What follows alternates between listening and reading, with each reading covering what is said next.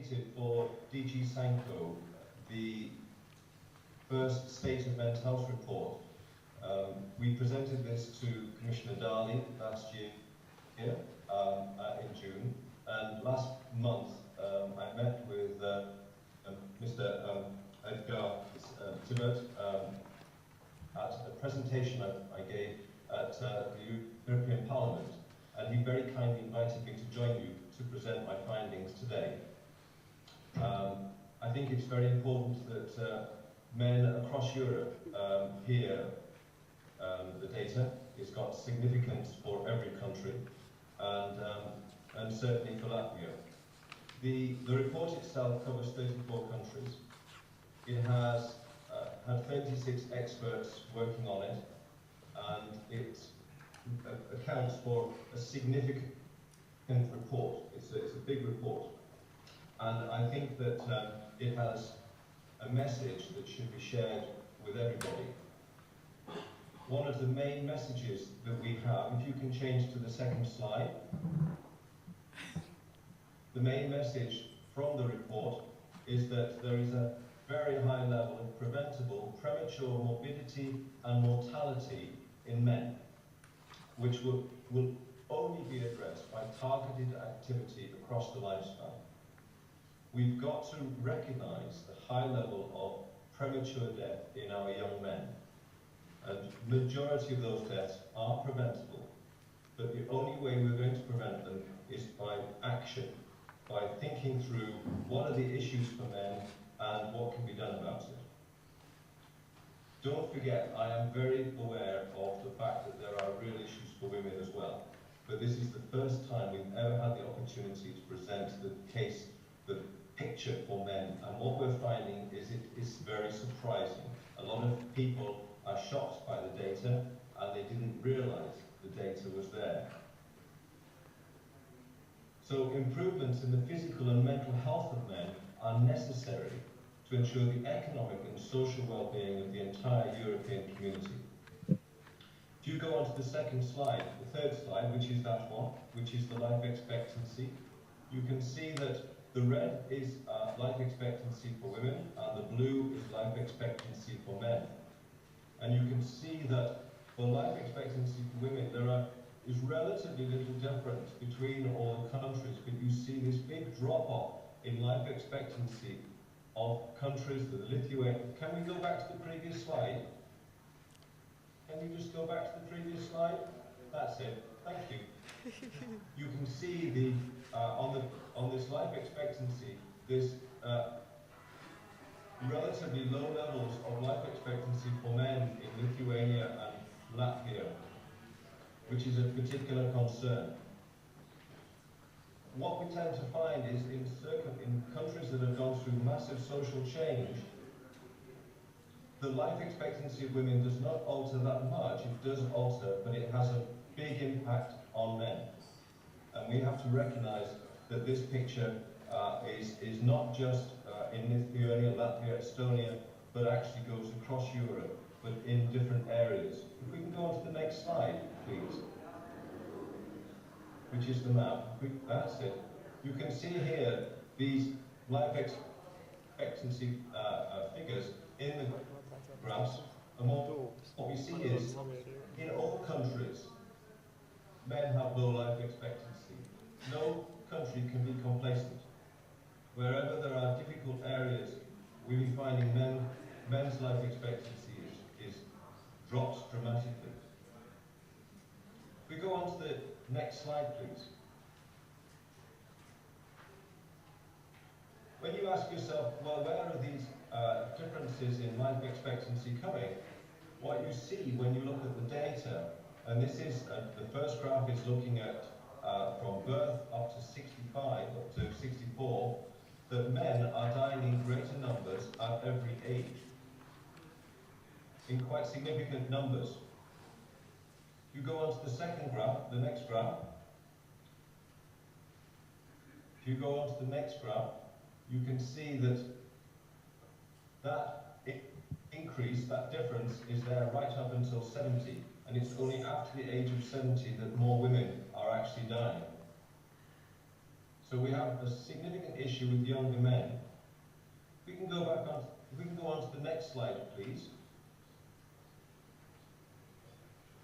Now, what we have across Europe is 2.4 million men and 2.4 million women die each year in the EU 27 countries. When you look at men, 630,000 male deaths occur in those 15 to 64 age range, which is 26% of the total, and 13% for women, 300,000. So more than twice as many young men are dying. And don't forget, this is the age where they should be fathers, they should be workers, they should be the partners. These are young men who are dying unnecessarily in the majority of cases. If we go on to the next slide, please. That 26% you can see on the left-hand side of the screen, where EU 27.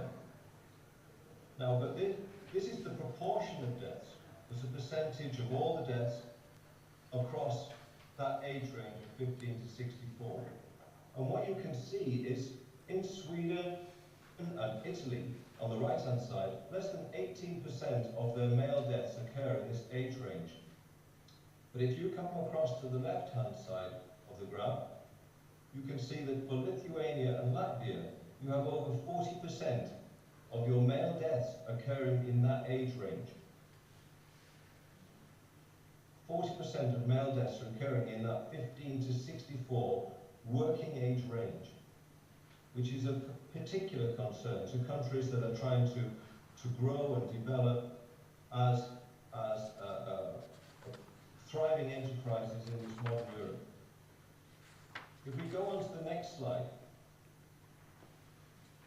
if you look at this in terms of the rates of death, you can see that for all ages, comparing to the EU 27, you have twice as many male, the rate of death is twice as high in men overall as for women.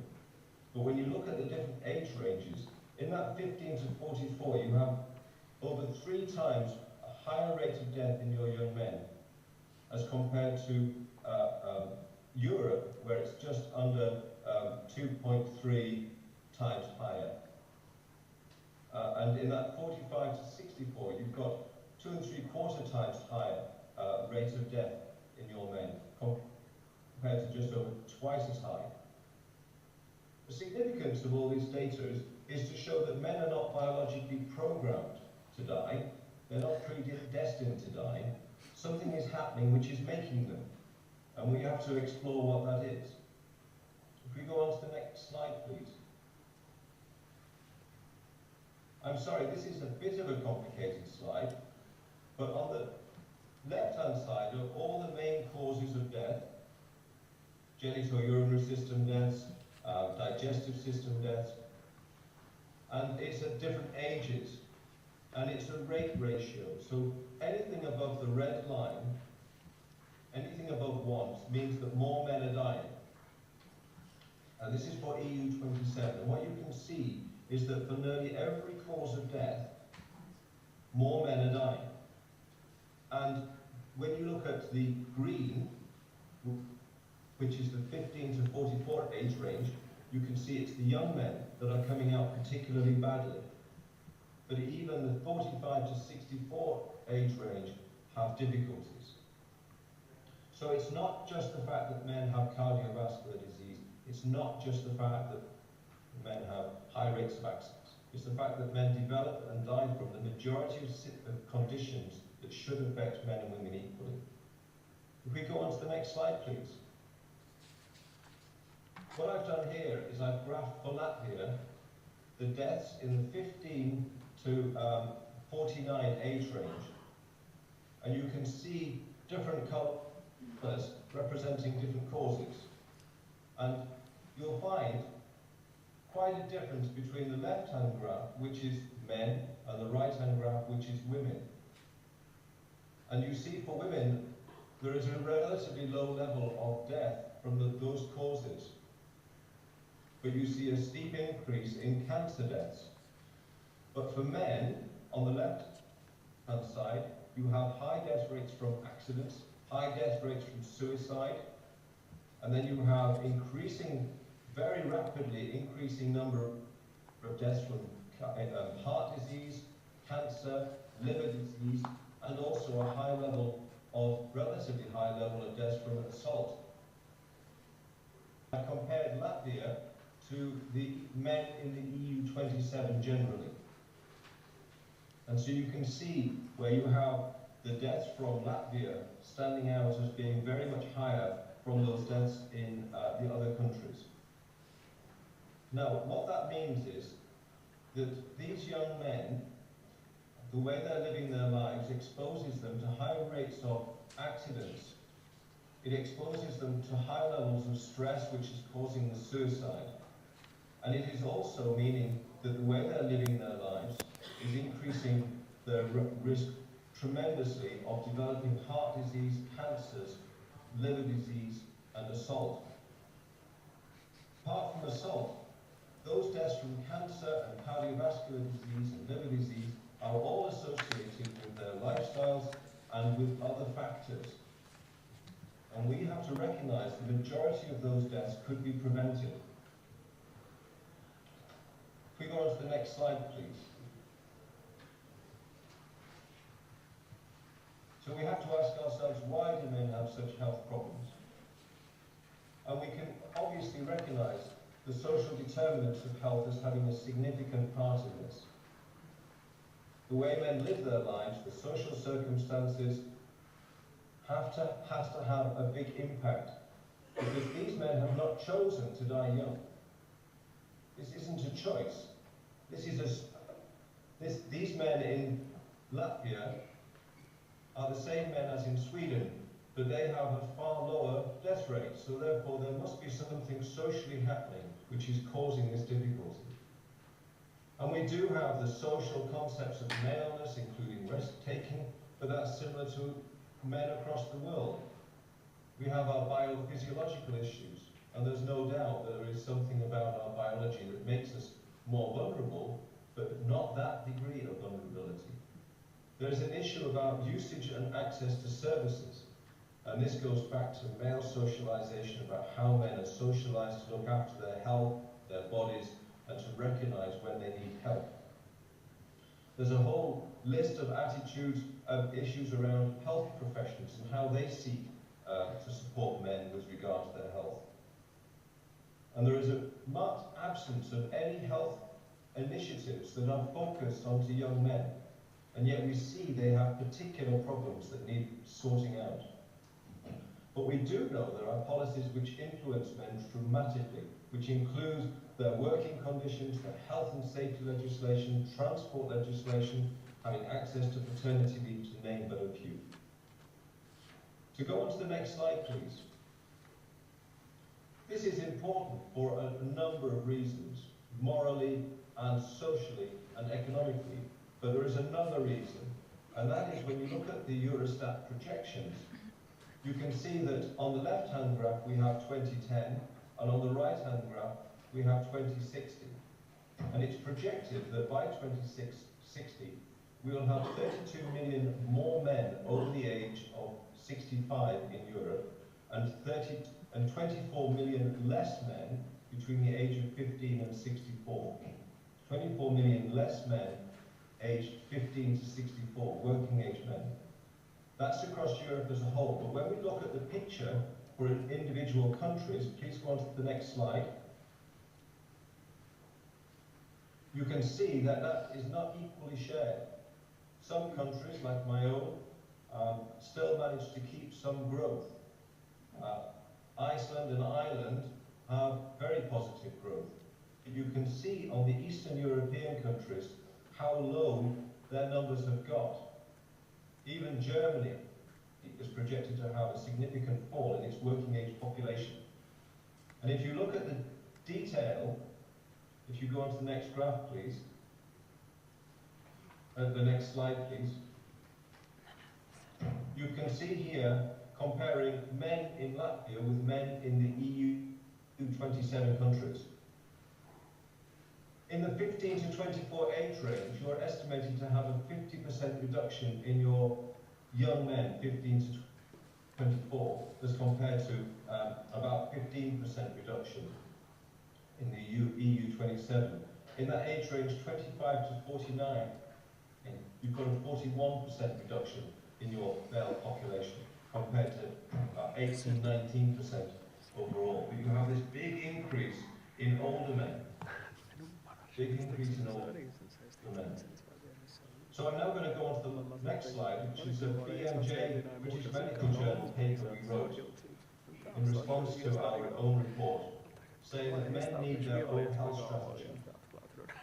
I think if you look at the majority of the health strategy across Europe, across the world, and certainly within our own countries, we find an absence of anything that says men. And what are the problems for men at their health, and what are we doing about it?